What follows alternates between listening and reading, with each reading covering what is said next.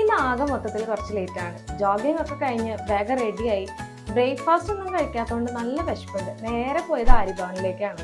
ഇവിടത്തെ first customer ഞാനാണെന്ന് തോന്നുന്നു. ആക്രാന്താണെന്ന് കരുതിക്കാണ്. അങ്ങനെ ദോശയൊക്കെ തട്ടി ഒരു സങ്കടത്തോടെ ആണെങ്കിലും ജോലിക്ക് പോണല്ലോ. ടുഡേസ് ലഞ്ച് വാസ് ഇറച്ചിച്ചോറ്. ഇന്ന് ഹെയർ കട്ട് ചെയ്യാൻ ഒരു സ്ലോട്ട് ബുക്ക് ചെയ്തിരുന്നു. Total price €47. €47 ഉണ്ടെങ്കിൽ എത്ര മസാല ദോശ കഴിക്കായിരുന്നു? 1450 രൂപ 50 പൈസ ഉണ്ടെങ്കിൽ എന്തൊക്കെ ചെയ്യാം.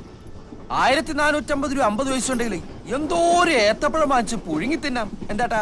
പിന്നെ ഒരു റീസൈക്കിൾ ഷോപ്പിൽ പോയി.